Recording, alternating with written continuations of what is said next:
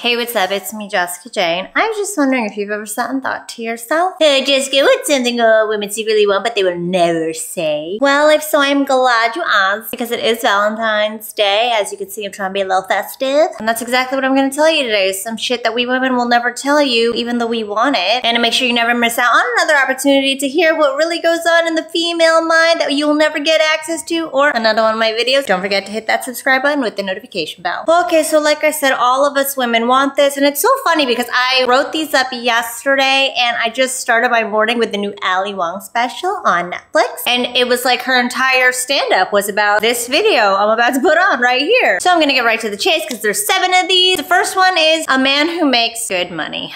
Really, we want a man who's not afraid to take control, a man who is in charge of his life, a man that we don't have to take care of like he's another kid of ours. I say this all the time, we women want a man who's a leader. We want a man that we can just let loose and be feminine with. And I'm sorry, a man who doesn't make good money, we usually see as a man who is not in control of his life, because money represents freedom and resources, and a man who is not gusto about getting freedom and resources is a man that probably needs to be taken care of, because he's not taking care of himself. Money represents to us capability, confidence, boldness, and that's that shit that we want in any man. Now, obviously, a lot of money is subjective, but basically a man who could take care of himself, hold his own, even if he's working at McDonald's. If you're a man that has those characteristics, it doesn't matter what that dollar amount is. But it could also be argued if you do have those characteristics, you would have a pretty solid dollar amount. Number 2 is to be pursued passionately, but not desperately. I have too many men come into me talking about like, oh, well, I'm trying my hardest. I'm paying for her rent and all her bills, and I'm showing her how good of a father I can be to her kids. And then when I try to bring up sex, she tells me no. Like, bro, that's not passionate. That's desperate. You are desperately pursuing her. When I say we want a man who's gonna pursue us passionately, we mean a man who is not afraid to think with his dick. That's where your passion for us really comes from. Not from some weird hole or void you need to fill. We want to know that you want to fuck the shit out of us, and you are going to pursue us with that in mind. And let's take a step back into the romantic side of things. Number 3 is we want a man who will just listen. When I say listen, we want a man who will listen to our problems without trying to solve them. There's so many jokes about this. There's this one video I still refer back to all the time where this girl has a nail in her fucking head and she's talking about how much it hurt, and her boyfriend is like, well, you could try taking the nail out of your head. And she's like, hey, stop. I'm just trying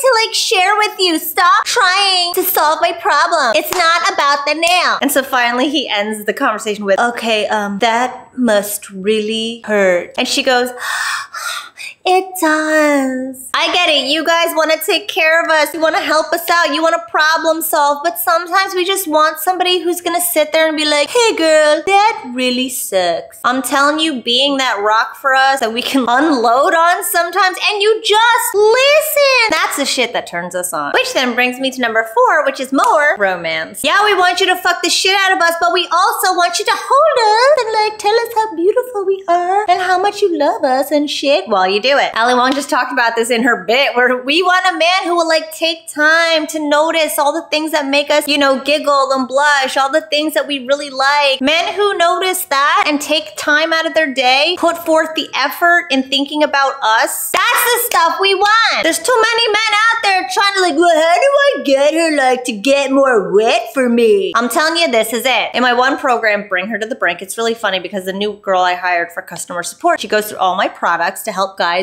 find certain sections, and she told me she's now making her husband go through it. Not only that, she's making her husband go through my Bring Her to the Brink program, which talks about how to make her come super quick and super hard so you don't have to last long. But the most important thing about Bring Her to the Brink is fucking her in the mind before you even touch her body. And that's what romance is. Getting us all hot and gushy up here in the brain so that our bodies and our brains do all the work for you so you don't have to learn all these techniques and positions and how to rub the clit better or even find it at all. So I promise you, more romance is the way to go. In fact, they even say that the more you spend time making out with a woman or kissing her, the wetter she'll get and the longer you'll last. Which then brings me to the next one, which is we women want better sex. And more of it. Too many men treat sex like it's a fucking Olympic sport, like the only great thing about about sex. I gotta make her come, and then I'm gonna come, and hopefully I don't come before she comes. But there's so much more to sex than that. Some of the best sexual experiences I've ever had involved me never having an orgasm. Because it's about taking the time, take time on our bodies, and find out what we really like, and again, fucking us in the head before he fucks in the puss. Nothing is more of a turn off to me and to most women than a guy who just goes straight for the vagine. Like, why? Touch my inner elbow or something. Kiss my neck. My God, tell me I'm like so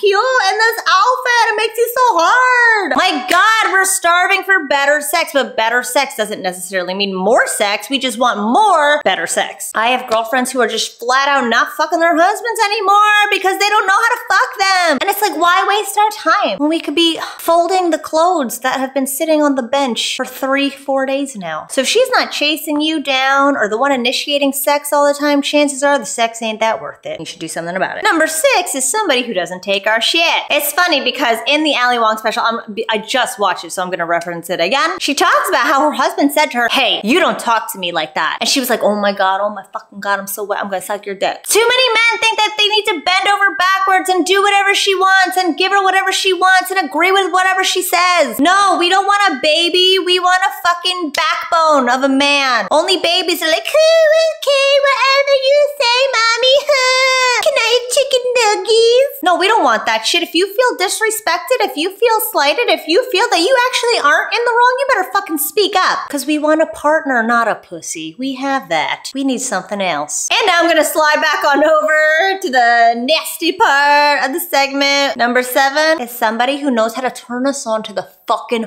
brink of insanity. I'm telling you right now, if a man doesn't know how to make me desperately beg to stick his dick in me, then it's not fucking worth it. And too many men have no idea how to turn us on. I'm telling you right now, it starts with your conversations. It starts with connecting and creating chemistry. Here's the thing, we're all wired for connection, and men want sex to connect with women, whereas women want sex when we feel connected. And nowadays, in the age of this, nobody's making the connections we're actually looking for, the connections we were actually built to sustain. And we just want a man who's gonna like, you know, make us wanna like rip all our clothes off, rip all his clothes off, and pound the shit out of each other in you know what town. We women are desperate for it, my God. And you could turn her on to the brink of insanity within 5 minutes of meeting or after 5 years of not having any sex at all. So if you know you're not getting this girl ripping your clothes off, dropping to her knees to service you at a moment's notice, then you're not speaking to spark arousal, and you need to know how to fucking do it. And luckily enough, if you get speech to spark arousal, you're also then able to get access to my Bring Her to the Brink program, which talks about maxing out her orgasmic potential. So again, if you're not getting women who are desperate to be with you, women who are desperate to get you into bound down, women who are desperate to lock you down and will stop at nothing to make sure they keep you happy, and figure out how to do so at speechsparkarousal.com. So yeah, these are the 7 things we want. I always feel weird telling you guys this shit because women very much know instinctively that we're not supposed to tell you. So it doesn't feel good. I'm telling you right now, it doesn't feel good to have to tell you this, but none of this is really bad. None of this is stuff that you can't take care of if you really wanted to. So again, check out how to take care of it at speechsparkarousal.com. Thanks for watching as always. Happy Valentine's Day, and I'll see you guys next time.